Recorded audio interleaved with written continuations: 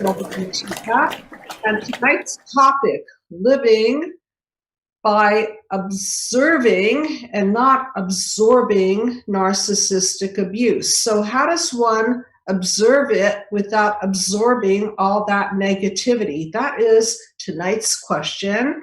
And there are going to be many answers and mind mapping as usual. I'm Dr. Judy Rosenberg. I'm the director of the Psychological Healing Center and the founder of the Be the Cause Mind Map system for healing human disconnect. And this is a call-in show, everybody, so please feel free to call in. And I know we've got a couple of people waiting to make that call because this is such an important topic. And why, in essence, are we in pain and suffering? Because we're absorbing the psychological pain, we're absorbing the messages, we're absorbing the projections of people who are unwell, and then we become unwell. So this is a system gone terribly wrong. And so how do we prevent ourselves from absorbing the effects of narcissistic abuse? Well, first, we've got to bust the system gone wrong. So the first answer to that question is knowledge. We've got to know what is a system gone right versus a system gone wrong. So I'm going to do a little mind mapping here and help you understand what I mean by a system gone wrong. Specifically in narcissism, what happens is that the parents are themselves injured. They have a hole in the soul. They have this empty feeling that they have to fill with their defense mechanisms, their way of preventing their own pain, including filling it with taking you, your psyche, and filling your energy with their hole in the soul by, for example, making you the little adult, making you their best friend, having you fill their agenda. And one thing that I want to focus on tonight is how they project their feelings into you and how you then absorb these feelings. So let's start with mind mapping, and then we can get into projection and all those interesting psychological terms that are very helpful to understand, because knowledge is king here. Or if you want to say knowledge is queen, whatever way you want to say it, once we understand with our brain, then we can start to see what's off here. Something is really off here. So panel one, how does it go off kilter to begin with? Let's start with panel one, childhood wounds, and there are 5 that I concentrate on: verbal abuse, physical abuse, sexual abuse, neglect, emotional, physical neglect, and smothering and controlling. And narcissistic behavior and narcissistic dynamics are mainly defined by a lack of empathy. So when your parent or your parents do not connect with your feelings, when they don't put you number one, when they don't supply the narcissistic goodies, which Dr. John Bowlby, father of attachment theory, talks about, if they don't provide the eye contact, the skin contact, preferably breastfeeding, preferably a system where there are 2 parents, one primary or secondary, where there is a safety in the home, where you know that your parents are really attuned to you and mirror you and are interested in your psychological and physical and spiritual growth. If that's not all intact, then what happens is we really cannot self-regulate. And when we cannot self-regulate, what happens is that we try to turn to our mother, primary caregiver, our father or secondary caregiver, and usually they're not there for us to regulate. We turn inward, and there's this deep sense of emptiness there, because it takes this attachment theory based parenting to fill us and build us and create a healthy sense of self. And then we're running on empty. And when we're running on empty, it leaves this gaping hole in the soul, which we then want to fill. And we fill it later with all kinds of things. I refer to it as filling it with drugs, sex, rock and roll. So common defense mechanisms we use are to fill it with drugs, sex, rock and roll, food, porn, cell phones, all kinds of ways that we try to defend ourselves and soothe the pain. However, we do that because we're identifying with the system gone wrong. We're absorbing it. One of the things that I was thinking about today is the phrase, nature abhors a vacuum. Nature abhors a vacuum. So if there's a sense of emptiness within, then because we want to fill it, when our parents project anything in there, we're eager to sponge it up. And that's not always a good thing, especially when the parents are not well themselves. So if we're sponging in poison, if we're sponging in negative messages, if we're sponging in all kinds of feelings that we then soak in and identify with, as I said, we're going to get sick. So how do we become an observer of this and not an absorber? So going back to knowledge, we've got to know what a healthy system looks like. And we've got to identify the problem as opposed to identify with the problem. And I'm going to say that a couple of times so that you understand that. So let's say the problem is that your parents are calling you stupid. This is a common problem. People come to me all the time and say, my parents call me this name or that name, or my parents hit me, or my parents do this, or they fail to do this. So what happens is that we, as the child part of us, will quickly identify with that message, and we will absorb that message. Why? Because we idolize and we idealize our parents. Why? Because we don't know the difference. When mommy says we're stupid, we're stupid. If daddy says that we're bad and that's why he hit you, then you're bad and that's why you get hit. So you're not thinking through the eyes of the observer, you're thinking through the eyes of the absorber. So very few children will say, well, you know, mom's really got a problem here. Mom does not have very good parenting skills. What's she doing ruining my self-esteem? Or why is dad using forced discipline on me when he can have other ways to connect with me and teach me and show me and correct me? And so step number one, knowledge. Identify the system gone right versus the system gone wrong. And this is a call-in show, everybody. So I invite you to call in and we will mind that. Oh, awesome. Hello, you are here on the couch with Dr. Judy. And who am I speaking to, please? My name is Deborah. Did you say Elizabeth? No, Deborah. Deborah, hi. Thank you so much for calling in. And where are you calling from? Vista, California. Okay, really appreciate the call. And how do you relate to this particular topic of observing versus absorbing?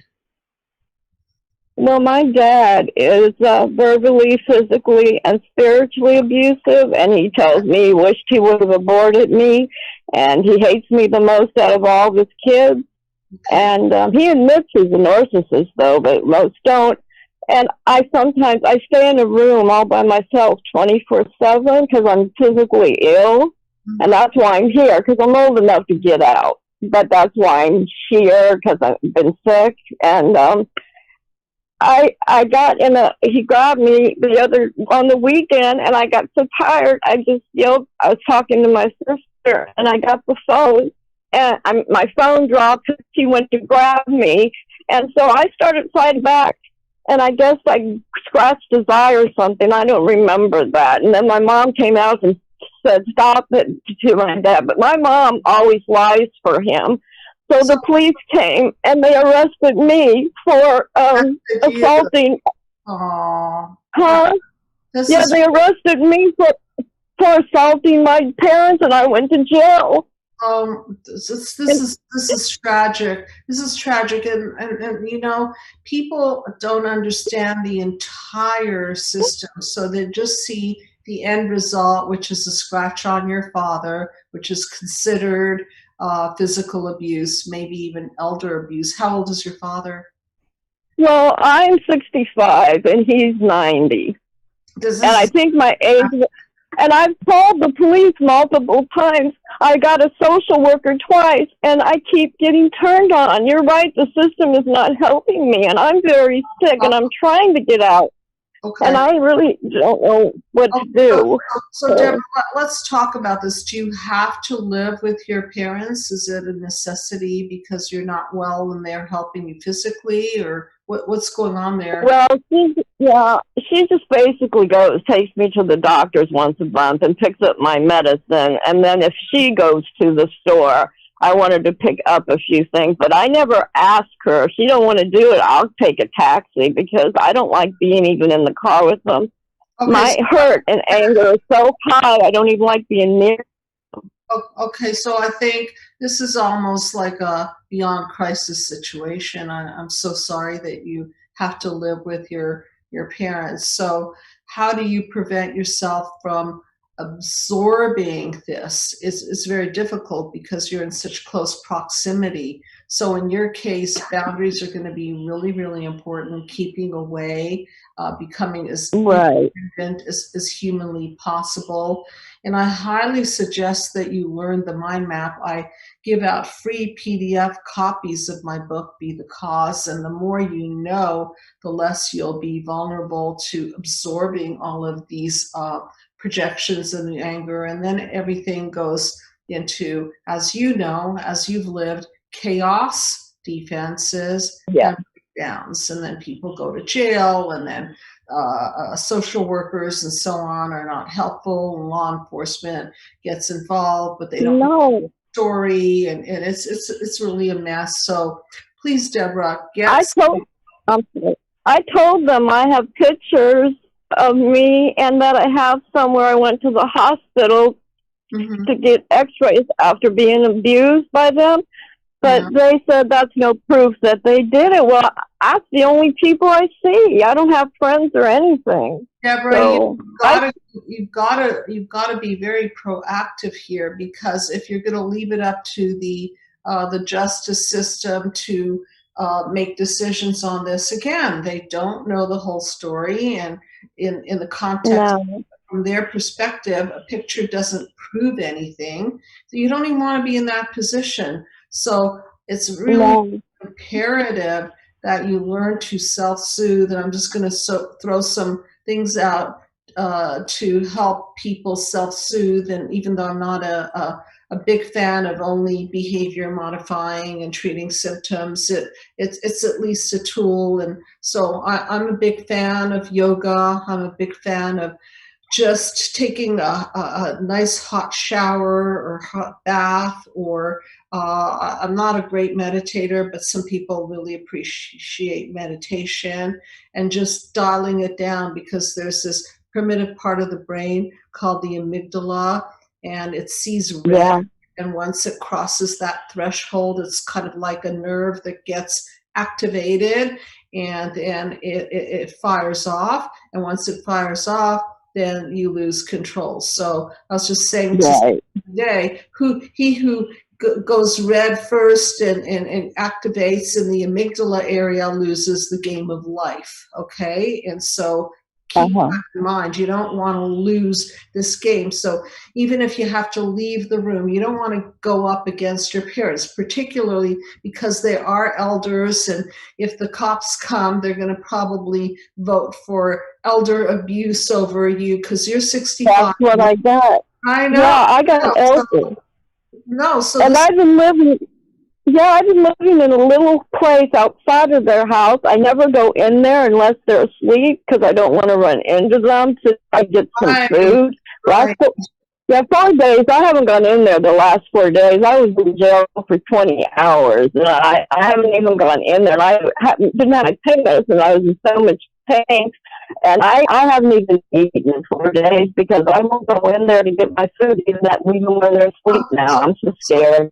So look, I'm just going to leave you with the idea of get that book if you have the desire to go further with this mind map process. Get the mind map video series. It's $195. It's chock full of information. It's a good way to learn the system gone wrong and the system gone right, and you can also combine it with therapy. I've got some really wonderful new people, a licensed a person in Manitoba, Canada, and then another one who is working out of Michigan. So those of you who are Michigan residents, I have a wonderful therapist for you on staff now. And it is vital that you don't absorb, because that's what they want you to do. Remember, in the narcissistic mindset, the worse you... They love to argue. Pardon me? I'm sorry. They love to argue. Yes, they love to demean, devalue, destroy. They want to set you up so that you become dysregulated. And so this is kind of a sick formula. The worse you feel, the better they think they feel for a moment until they don't. Deborah, I'll leave some space for other people. I know some people really want to talk about this and call in. Please feel free to call me. And for those of you who do not have a copy of Be the Cause, Healing Human Disconnect, grab one. PDF is free. If you want to order it on Amazon as a paperback, you can do it. And then there's the mind map video series, the 9-panel mind map video series that I created for healing. And if you could put a picture of that up, it's a download, and it comes with a journal, it comes with a book, it comes with a complete detailed description of all the panels and how they interconnect. So thank you. I'm deeply sorry about what you're going through. Do not set yourself up for failure, okay? Can I ask one question quick? And then I'll hang up. I know there's other people, but I have to go to court. I'm pretty well wheelchair bound too, and I have to go to court. And should I just... Well, you may not be able to give me this advice. I don't really have money for a lawyer, but I'm scared to just have a public defender because I don't know what's going to happen. Yeah, I don't want to advise you on the court part of it. Okay. I'm not very good with the legal, but I know that they have people who represent individuals who don't have a lot of money. I would see what's available as representation. Okay. Get somebody who has your back, okay? Okay, thank you so much. All right, you take care, Deborah. Okay, thanks for calling. All righty, bye-bye. Okay, bye-bye. So this is Deborah. I appreciate you calling in. And this is an extreme case where it became so toxic that Deborah ended up in panel number 6. So if you put up panel 6, you can see that that's the end of the road. That's the breakdown. The breakdown might be violence. Breakdown is the extreme. It could be homicide, it could be suicide, it could be hitting and being violent with your family. It's tragic, and all because of panel 1 and the childhood wounds that people absorb, they react to, and then they encode in the fiber of their being, and then when they get triggered, chaos, defenses, and breakdowns. So I want to talk about a very important concept called projection and projective identification. I know I've mentioned these terms on previous episodes. In terms of observing versus absorbing, what projection is about is when, let's say, a parent projects their feelings into a child or even an adult who then absorbs these feelings. So the projection is one part of the formula, the psychological dynamic, and then the absorption is called projective identification, where the other person is absorbing these messages. They're absorbing the pain. So one is vomiting the pain, if you will, and the other is absorbing the pain. Why do they absorb? Because there's a toxic tie there. Why do they absorb? Because there's a void there. Why do they absorb? Because several reasons. One of which may be they want to have a way to help let's say, help their parent take out that. They want to have a depository for their parents' toxicity so that they can blame themselves. And instead of seeing their parents as less than ideal, they will blame themselves and absorb. So you can see that by knowing what's happening here, you can become one step ahead of this system gone wrong. So when you're in the presence of somebody who is projecting their pain and demeaning, for example, devaluing, destroying, insulting, so on and so forth, they're projecting their pain onto you. It's important that you become a non-permeable membrane at that point. You've got to put up your defenses. And what are defenses? Panel number 5 is a metaphor for your defenses. So you've got to get away, you've got to close down, you've got to become non-permeable, because when you're non-permeable, meaning that you don't let it in, then you are no longer an absorber, you are an observer. Now, since okay, I'll take that call, then I'll continue on. Hi, you are on the couch with Dr. Judy, and who is this, please? Hi, Dr. Judy, this is Robert. Oh, very nice to hear from you. I knew you would be calling in, and I know that you're excited about this topic because you've overcome so much. So let's start by the question that you have or the thoughts that you have, and then we'll kind of get into how you became much more an observer, not an absorber, because I know that you've really grown. So do you have any thoughts or questions that you wanted to share? Yes, I have some comments, thoughts about when you become the observer, not the absorber. Okay. I've actually studied Eckhart Tolle when he would talk about awareness, and this is a step ahead of this, because I identify it as watching a tornado, but you're not sucked into it, or there's a rainstorm and you have the window shut.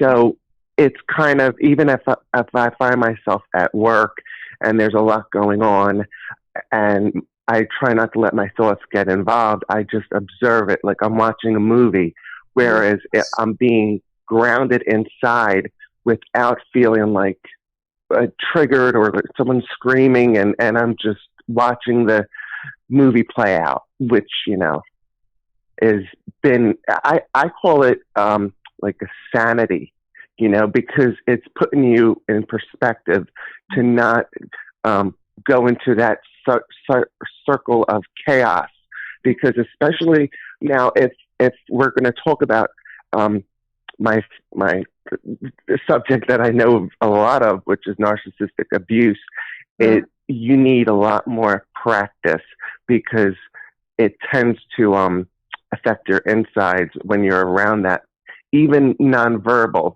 just that energy. So that's when the mind map plays in. But even with the mind map, you could always fall through a couple panels. You have to stay centered by just watching the, all the world is a stage, they say.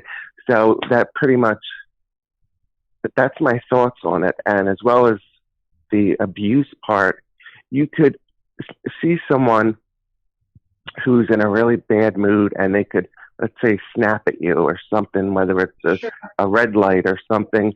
And you're looking at them almost as a 5-year-old, and you don't trigger one of their panels and say, okay, let me reactivate, go to their level.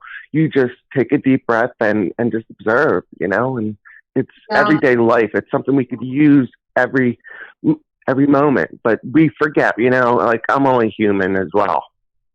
I still forget. That's a really good point, that other people, not only you or me or the people listening, have wounds and reactions and negative core beliefs. And so there's no point in getting embroiled and then triggering them so that they can become more dysregulated, and then that triggers you to become more dysregulated. I like the way you put it, watching a movie, standing in the background, watching that tornado, letting the tornado just spin down, right? It'll take a while, but eventually it loses momentum and it just does spin down. Same with human emotion.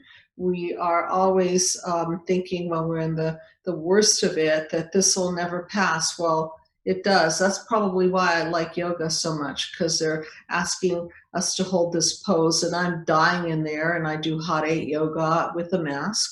This is a lot of fun, and I'm thinking to myself, I don't know about this. I want to get out of here. And then I don't. I just stay with it, and then I remind myself that this feeling will pass. And so I become get through the class, because every once in a while I remember I'm just going to be an observer of my pain and discomfort, and I'm just going to keep observing it, and then I'll get through it. So I just love this watching a movie kind of a way to put it. And Robert, you have done so much work. I just want to acknowledge you've been I have done. Thank you. Yeah. Yes. And so I've come a long way. Yes, you have. And I remember my first time I called you was Happy Narcissistic Mother's Day. And I was thinking about calling last week, but I did not want to give that woman any more of my energy. So I did watch last week's show, but I was pretty excited about this topic, because it's so easy to just get annoyed. Like, let's say, the dog's barking real loud, and then you feel, you're worried about what's outside. But then when you just watch, you're like, okay. And it's also a calming, it keeps you very grounded and centered, which is what we strive for, mind, body, and soul, and definitely. And Robert, one of the things that Robert and I share in common is our deep love of animals, dogs in particular. And Robert has a beautiful dog that he sends me pictures of on a regular basis. Her name is Jeannie, right? Jean or Jeannie? Jean, yes. I was watching, I love old Hollywood, so I named her after Jean Harlow. I was watching one of those movies, and she truly is the light of my life. And through even PTSD, or just having anxiety, like sometimes just not wanting to go to work, and you get frustrated with daily life, just having her near me, it's just such an unconditional love that, as we know with my past, I didn't have much experience with unconditional love at all. And I've experienced it through my dog, and also being a parent through being a parent with her. And then my past life, which meaning past before I did the mind map, before I took that yellow brick road, I didn't know how to feel that unconditional love. You mentioned it you open up a chakra, and you allow that to enter your life. And then once you allow it, you kind of get repulsed by people that don't have that, or repulsed, or you just don't want to be around that, because you could feel that toxicity. Yes, and you no longer want to absorb it. It's just that when we've been violated, when we've been penetrated emotionally, sexually, physically, it shatters our boundaries. And so we're more likely to absorb even toxic energy. And so when that becomes the case, then it's really hard to become an observer. And that's why you did all of this work. And another way to become that observer and dial down the amygdala and soften that complex PTSD, because that's what it is. It's violation after violation. Over the years, you Yeah. develop complex PTSD, which from a mind map perspective, I call it old PTSD that's chronic and unhealed. And there's nothing more nurturing than the unconditional love of animals. And I think that that is just a wonderful way to become that observer and not that absorber, because that animal has your heart, you have the animal's heart, and you have each other's back. And sometimes it takes having somebody be by your side, even if it's of a different species, to give you that strength of mind and calm you down. And if you don't mind staying on for another minute, because I want to explain this projective identification. So I remember when you were in a place where whatever happened to you, you would question, well, why is my father doing this, or why this, or why that? And you finally figured out that is immaterial. They are who they are, and it is what it is, and you're never going to cure them. And the deep why And is, they have no remorse. and pardon me? They have no remorse, and they would do it all over again. Correct. That's right, because they have no ability to self-correct, self-reflect. They don't have the empathy that it takes to really feel the effect that they've had on you. So that's why their way of dealing with their pain is to project that pain, particularly into people who will absorb that pain, identify with that pain. It's almost like they're evacuating their pain into you, and you suck it in, and you get sick, and for a moment they feel better, but they don't really, because if they really felt better, then they wouldn't need to do it over and over again. So it becomes this sick addiction where they're evacuating, you're absorbing, you get sicker, and then they feel their pain again, or they're upset, and then they do it to you again. And this is a real toxic tie and a vampiring effect. And then you repeat it again. You do the what the Freud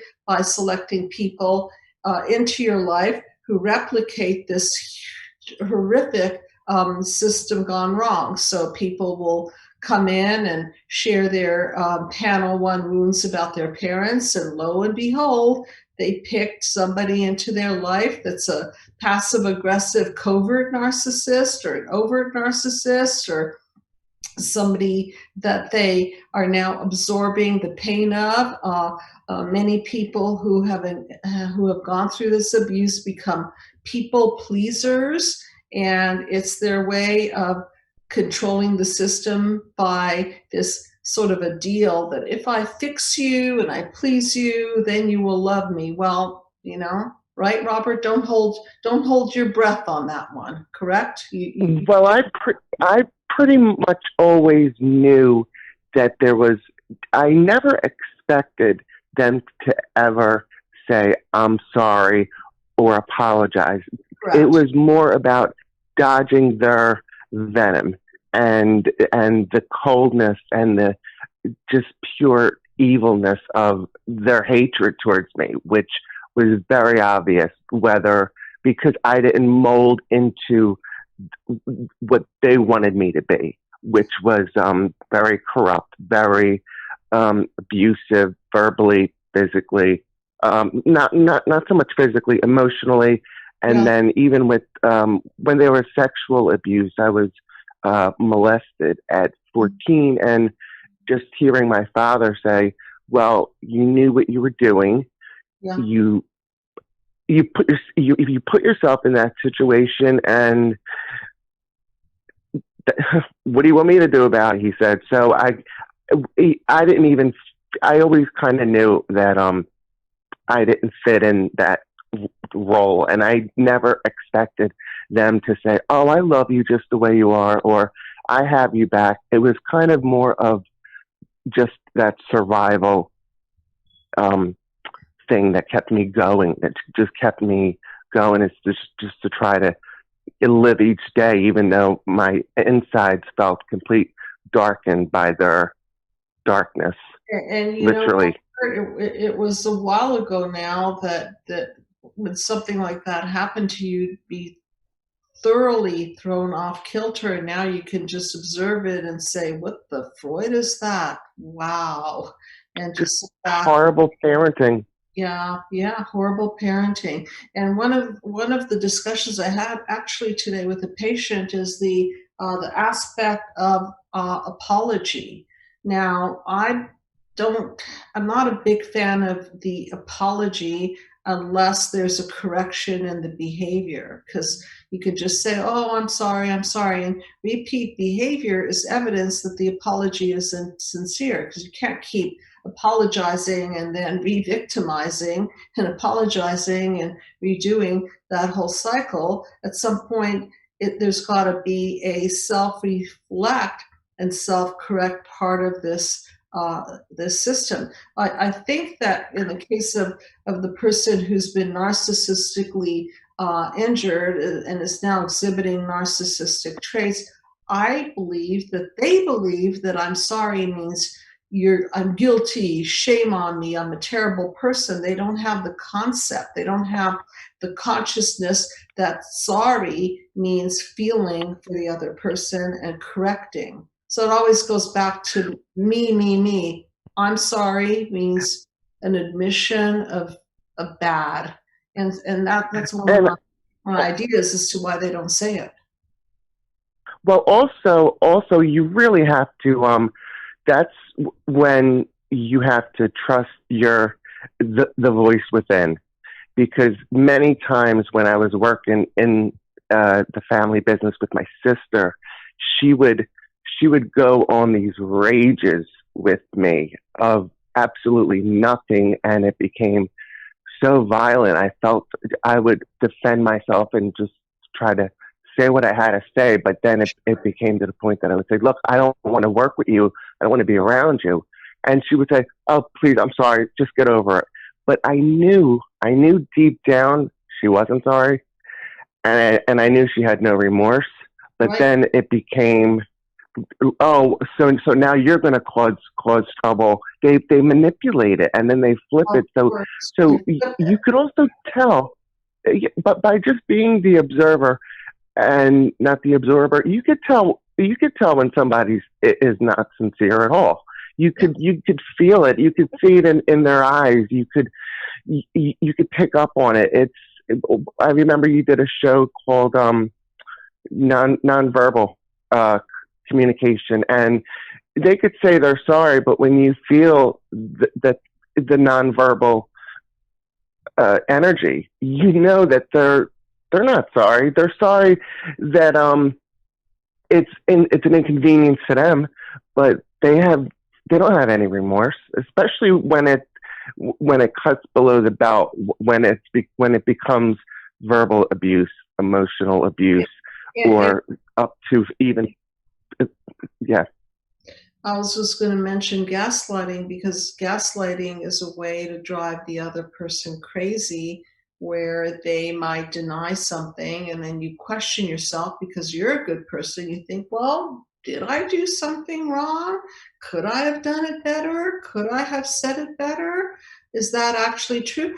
And so they get you in this crazy making kind of gaslighting, and that's when you start absorbing everything. And so if you're onto it, see, this is all about being psychologically smart. And I look at the mind map as a way to correct your psychoperceptual lens, so that when you view the world through the mind map, you are actually getting 20/20 psychoperception. I just am posting something on Instagram. By the way, if you didn't know, I'm on Instagram, and I occasionally do posts. Sometimes I do my own artwork, which I really enjoy. And my quotes, my Dr. Judy isms are up there, and they're even in my book. I have a whole section in the back called Dr. Judy isms, where I have my own languaging, like the psychovirus or the double dungeon of darkness. And they're just really good ways of delivering concepts that might take sentence after sentence to explain. And once you get the languaging, you can just capture that thought in a more. You mentioned just now gaslighting, and that's when an enlightened witness has to pretty much pull the curtain off, and then you see how much of a fraud it is, you know. And even if it's one person that says, that's horrible, they're talking to you like that, or they're controlling you like that, I mean, what is wrong with that? And then you don't feel so, you have that knot in your stomach knowing something's off, but then just to have someone validate you and say, yes, this is crazy, that person becomes the enlightened witness to the gaslighting, and right. That helps you pretty much clean up the cracked lens of perception. And Robert, when you're as steeped into the knowledge as you are, because you have read my book over and over, we've been talking for years, you've been on several of my shows, and you've gone through the process. Now you can think like a shrink, and you can catch it. That's why I said knowledge is king, knowledge is queen, because when you're onto it, you're not a sucker anymore for the gaslighting. You're not a sucker for absorbing and swallowing the emotional projections and identifying with them and getting sick yourself. And so, but still, one of my favorite quotes in my book is Einstein: smart people solve problems, and geniuses prevent them. So by knowing the system and what's wrong, you know, that expression, there's something rotten in the state of Denmark, that was Shakespeare saying, something's really off here. And I want everyone who's listening to catch what's off here. And instead of just buying in and absorbing the pain and questioning your own mind, which is real crazy making, get the truth and clean up your psycho-perceptual lens so that you can see straight, and you can make the distinction between lies and truths, and you can make distinction between systems gone right and systems gone wrong. So you're becoming quite an expert. Yeah. Thank you, and through you and the video series, I mean, I love the 9-panel lecture. It's truly fascinating, and it opened my eyes up to everything. But in terms of narcissistic abuse, yes, which is my past life, meaning after the mind map, now that I'm in this phase, it seems like, which isn't a bad thing, that the recovery is a lifelong process for the next term in your life, meaning soothing music or spending time with your pets, in my case the dog, or walks in nature or sitting by the ocean. That kind of puts you back to the universe, or whatever you want to call it, and it opens up that kind of heals a lot of that stains that could still linger. And for me, sometimes it does come in the form of dreams, and they're not pretty much. Sometimes the dreams could be cloudy, they could be vivid, but I do feel that past emotions of just my body clenching, and that's probably from about 38 years. I'm 41. Of just being in that situation and now breaking out of it. That would be the SD, correct? And yeah. The body keeps the score. There's a book that Dr. Bessel van der Kolk wrote called "The Body Keeps the Score," and there's just a lot of writing about psychosomatic, and that's what the body does. Is that if we can't speak it, if we can't prevent it, if we can't defend against it, then our muscles tighten, our jaws tighten, we get headaches and all kinds of aches and stomach aches. This is particularly evident in children. I see this just recently, a patient whose son is so psychosomatic. It's really sad. He's gained a bunch of weight, and the poor little guy has stomach aches and he's thrown up, and you know, this is not something that an MD can just simply say, well, unfortunately, he's got stomach problems. This is, again, when we see through the lens of the symptom only and we don't connect it to the cause, then we're giving the kid antacids or changing the diet instead of addressing the psychological climate and giving this child tools to prevent him or herself from absorbing the messages of the parents, the horrible messages that then sometimes result, unfortunately, in the child committing suicide. This is the end game, where the child feels that they shouldn't have been born, they're stupid, they're cursed, they're damaged, they're unlovable, no matter what, they have no more power in the world. And truly, this is so tragic. So you all know, if you haven't heard me say so already, I would love to get the mind map into the school system, even if it's a private setting, because there's so much red tape with the public setting. So if you are a teacher, educator, and you're watching this, then I'm perfectly open to figuring out how to teach the mind map to children in a very simple format so that they can prevent themselves from absorbing all these horrific messages and get their mind straight early on in this game of life, so that they're not at the effect of their parents, even though they have to live with their parents. So Robert, thank you so much for calling in and sharing your thoughts and your evolution through this mind map journey. And I know I'll hear from you because we keep in touch. And very yes, and I love you, Dr. Judy, and I just yeah, and you truly are. You're one of the most influential people in my life, and I just I'm so fortunate that I connected with you all those years ago. I'll never forget, we connected on the book The People of the Lie, and then through your shows, and you heard me at my worst when I was scared of talking to my mom on Mother's Day, and you said, well, then don't do it if it's going to really hurt you. And I remember you were an enlightened witness then, and you know, you're amazing, and I hope you have a beautiful rest of the night, and I will talk to you very soon. Thanks, Robert. Appreciate it.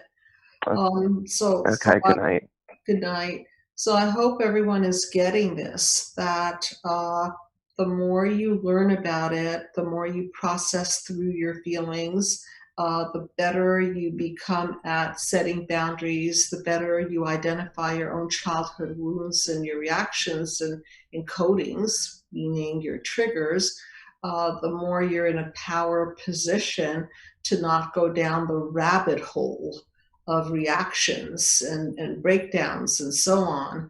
And then it becomes very interesting when you take space from these dynamics, and you just sit there and say, wow, I could see it. I could see how this person is trying to trap me into activating a bunch of negative core beliefs, or I can see how this person wants to drag me into this painful demean, devalue, destroy kind of dynamics, and then you pull out. Isn't that a beautiful thing when you could just pull out and say, you know, how unfortunate, and I'm not going to fix this person. I'm just going to absorb the situation. And by sparing your own mental health, by not embroiling yourself into somebody's poor mental health, you gain freedom, and you gain clarity, and you gain sanity. So unless there's another question. We do have another caller. Oh, okay. I'll take this last caller. Hi, you are on the couch with Dr. Judy. And what is your name, please? Hi, Dr. Judy. My name is Pani. Pani, nice to meet you. Hi, where are you calling from? Nice to meet you too. Thank you. I'm calling from San Diego, California. Okay. So what is going on with you that inspired the call? Well, I want to thank you for all the shows and all the awareness you are giving your audiences first. And then recently I found out that my mother is a narcissist, and that came as a shock to me, especially. So I'll give you a quick background. I know we don't have much time. So when I was 10 months old, my mother got a scholarship in another country, and she basically left me and went for education. And so I was left inside in a like 24/7 daycare. Wow. And because my dad was working, so he could like just come and pick me up on the weekend. And so just imagine a 10 months old just being left somewhere that she doesn't know anything. Wow. And then after 6 months, my dad's mother, she came and she took care of me. So basically, and until my mother came, and then for all my life, she always like, whenever if I did something wrong, or so anyway, she always told me like, I wish you were not born, or I wish I would have left you forever, you know, when I went to study and all these things. And the relationship is very strange. And I had no idea, because after like, I was always angry at her, but I had this very, very love and hate relationship with her, because I was dependent. It seems like when she came back, then I didn't know her because I was 2.5. But then I had this like I wanted to attach to her constantly, you know, have this, like, I don't want to, and it was constantly pleasing her. And so I didn't know about this whole narcissist and why I have rage and anger. Right. The pleasing her was your little girl best attempt at getting her to love you, you see. And what do we have? We can't offer them money. We can't offer them, you know, a home-cooked meal. Love me, I'll cook for you. Love me, I'll pay you. You know, so what do? We try to please them in any way possible. Back to Alice Miller, the child would rather be the bad one, thinking, I have to do tricks to please mommy, and it's all my fault that mommy left. You see, these are the horrible interpretations. I'm just curious more than anything else. Are you Hungarian? No, I'm Persian. Persian, okay, because that's a very Hungarian name also. Okay, and so one of the aspects of the mind map is that we take into consideration Persian, Hungarian, Chinese, Indian culture. I'm getting at cultural wounds matter, because within each culture are certain demands and certain rules and certain roles. So we don't know what part the Persian culture may have played, because as I know, the Persian culture is very goal oriented and very educationally oriented, and so people tend to respect people with higher education, the doctors, the achievers. So all of this plays into it. Every bit of it, your mother, your father, your grandparents, and so on. And so in your case, that is true. It is very goal oriented, but I don't know any of the mothers around me that Persian mothers. I'd never met any of them that they left their child, that young. Yeah, I have to agree. I've worked with a lot of Persian patients, and I have not heard too many examples like yours where the mother actually left and came back at age 2 when you were 2.5. So thank goodness you had a grandmother. Was she loving and warm and secure? Yes. Yeah, she was. And then my dad in this relationship, he always plays like enabler. Like I'm learning about these things. And the reason I called because tonight, because I'm finally, so once I found out my mother was a narcissist, and I was always like, why am I so angry? And recently we went through so much, some chaos in my family between me, my mother, my brother, and all those things. And one of my cousins, she recommended that I see a therapist. And when I started seeing therapists, she explained to me how she is a narcissist, and I started learning, and I, learned about your show, and I started listening. I'm going through emotional, now that I learned about it. At first I got really angry at my mother, how because of, her narcissist personality. I know we're very, very short on time, and I of course don't mean to cut you off, but I want to say that the anger is very normal, and this anger has to be processed therapeutically so it doesn't sit in your mind, body, soul. And I also want you to know that we have a wonderful Persian therapist on our staff. Okay, so if you feel comfortable with somebody of your culture, and please do reach out to me, and I'm happy to tell you more and direct you. And we have people at different fee scales, so I always try to make it work out for people so they can do this work. And the key with you is to understand that all of your feelings are legitimate given what happened. Okay, what will probably never happen, or very slim chances, that she owns her own stuff and says, "Oh, I'm sorry, I made a terrible mistake by leaving you." I don't know, but I don't think that commonly occurs, as you might know. No, she will not. That's why I was angry too. But then there's so much into the story. But anyway, now tonight I was talking to her, and after gaining knowledge about this whole thing, when she was talking about something and kind of triggering my point, I actually observed. I didn't get mad at all. Okay. So I think I'm going through those emotions, and I'm kind of happy that I'm listening, and I can't wait to buy your book about you said you have videos and books. Yeah, I have the Mind Map video series, completely easy to follow. It goes with the book, and you can add therapy to it. Of course, the more modalities you have to process your feelings, the better. And I think, again, the more you understand, the less of an absorber you'll be, because your eyes will be wide open, and you'll be able to say, "Wow, that's sick. Wow, that's crazy," and I didn't totally. Okay, so we'll follow up with you, and thank you so much. Okay. I know we're out of time, and I very, very much appreciate it. And keep this going, where you're observing and not absorbing, and you're busting the crazy. Okay. Thank you so much, Dr. Judy. Good night. Good night.